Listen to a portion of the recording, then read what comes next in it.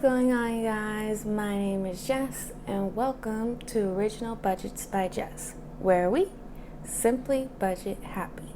And in today's video, we will be closing out January 2023 budget. So let's get started. This year, I decided to really focus on closing out my budgets. Last year and previous years of budgeting, I've never closed out my budget. So this is a new process for me.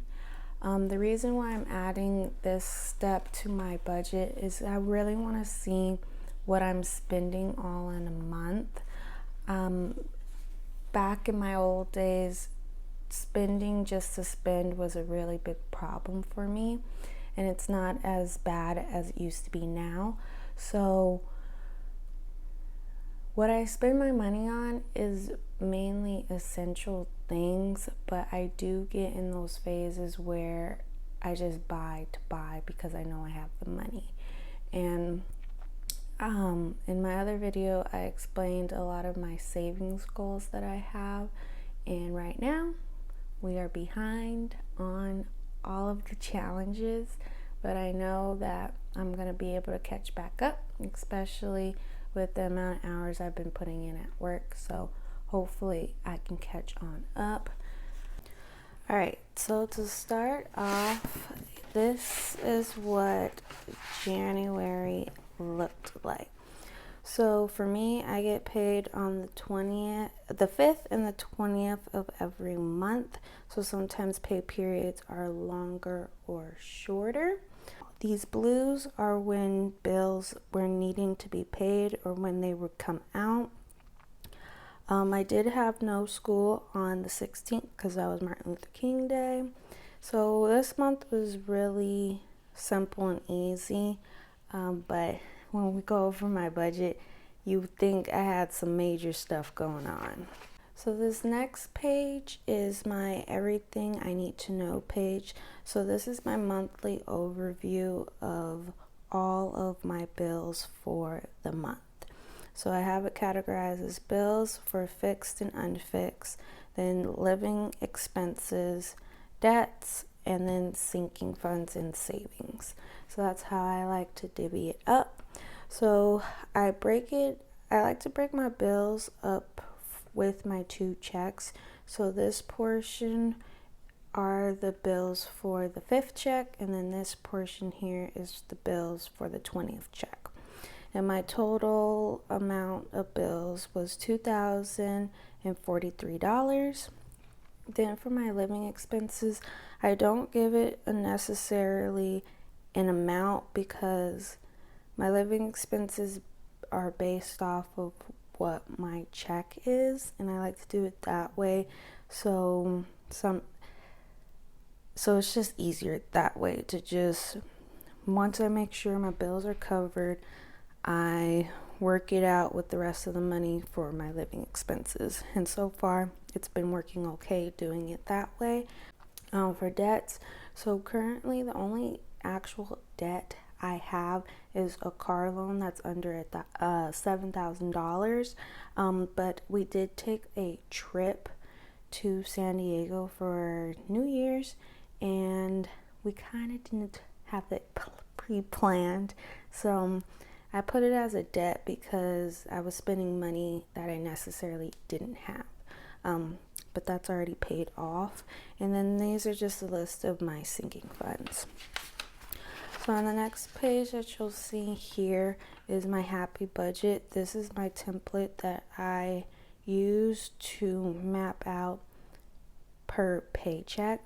So I really like it how I can organize it and subtract from my starting balance. I always do a starting balance because when I get paid, either the amount that I got paid is different than what my account reflects. So I do a zero-based budget, and when I do it, I like to round my numbers up to the nearest dollar so I'm not having to deal with cents. So when it's time to start my budget, the amount might be a little bit higher, a little bit less than what I actually got paid. So I just do a starting balance. This is not what I got paid for January, but it is pretty close. So those are the two sheets that I use every time I get paid.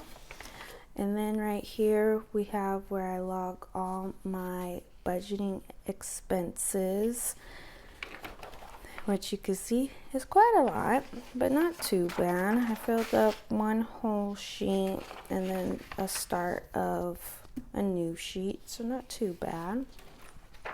And then here, these sheets are, it's the same expenses, but what I do, instead of doing the highlighter method, I like to take each expense and then categorize it here.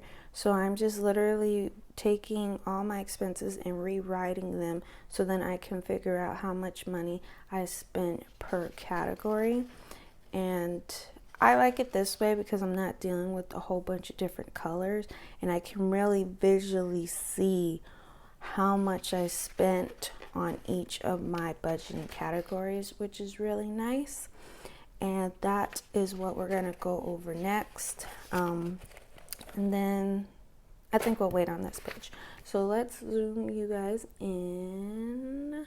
Oh, for this first category, it's groceries. So for the first check, I had it budgeted out for $400, and then the second check was $151 for a total of $551 for groceries for the month of January. I went over that $144.58. A lot of my grocery shopping happens with Costco and Fry's. We love food in this house, so I'm not surprised that I went over again, because usually this is a category that I consistently go over with, but I have been working on being diligent with my grocery shopping and making sure I'm not purchasing more than I need. The next thing is gas. So first check was $50, second check was $50, which is a total of $100. I have a car that is eco-friendly, so gas is not an issue for me. And then I also live 10 minutes from my job, which is amazing. So gas, I don't really burn that much gas, so I was under $47.93, which is nice for that category. Home, didn't spend anything on home. Jess and Dennis is my boyfriend. This is our fun category, so this is just the money that we get to spend on whatever we want. We didn't do that because I didn't plan for it. Then we have eating out. Eating out is another area that I need to work on. So as you can see, I didn't plan for anything for it, but I spent $207.65 on eating out when I wasn't even planning on to. Next category we have are miscellaneous. So miscellaneous, I did have $1,000 in my sinking funds, and a lot of these expenses is for a project that I'm working on with my brother, and I went over $341.53, but that will be adjusted a little bit because I purchased a heat press, but it was way too small, so I'm sending it back, but I have to wait until they inspect it and make sure it's all good, and then they give me my money back. So that amount will hopefully change, and then we got to re-up on our sinking fund since we spent all of it, but that's okay. That's what sinking funds are for. For fun, we also didn't plan to spend anything for this, but we did. I spent $39.75 on gourmet cupcakes for Valentine's Day. One of my friends, she has a cupcake business called Nothing But Batter Gourmet Cupcakes. They are fire. She makes them, everything is from scratch. Even the frosting is from scratch. And she was having a special for Valentine's Day, and I definitely had to tap in with that. So for fun, we definitely spent over. So that was $39.75 for the cupcakes. The next thing, essentials. So for essentials, I had it budget out $30 for the first check, $70 for a second check, for a total of $100 for January. And I actually was under budget by $1.81, which is a good job on my part. Here is my monthly recap of bills, spending, saving, and debt. This sheet I created so it's basically an overview of the month, so it's very easy to see what was going on. To start off with the bills category, as you can see, I circled $40 with a pink to let me know that I did spend over. So I actually had to put more money on the Empower box because we were almost out of power. So I put $40 extra on there when I only budget out $50 for the month. But I knew that was probably going to happen because usually I put $90 on the box and that lasts us for the whole month. But my first check for the month was kind of short, so I had to just put the $50. And then I knew I was going to have to put more, so that was expected. All the rest of the bills were under because, like I said earlier, I round up to the nearest dollar, so I'm not working in cents. So all these are like the different amount. Next, for living expenses, we went over on groceries, we went over on eating out, fun, and miscellaneous. So that I'm gonna have to do better in February, which I have a plan for that. Debts, I didn't list the San Diego debt, but I already have that accounted for and it's already paid off. And then for the month of January, I didn't get to save much. So in February, my goal is to really catch back up on my savings challenges, which I know I can do. So this next sheet is called last month versus this month. So another thing that I'm doing new this year is comparing what happened last month versus this month.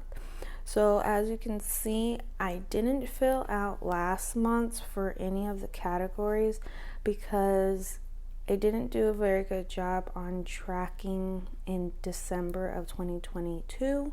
So I just filled in January 2023. So then when February hits, I'll just compare February from January. And I think this is going to be pretty cool. I know per month different things happen, so obviously amounts will be different. But I definitely want to be seeing the trends for my categories and what I'm actually spending my money on, because I think that really helps you figure out what you exactly need for your budget, so your budget is working for you and not against you. So that's pretty exciting. I'm super excited about that.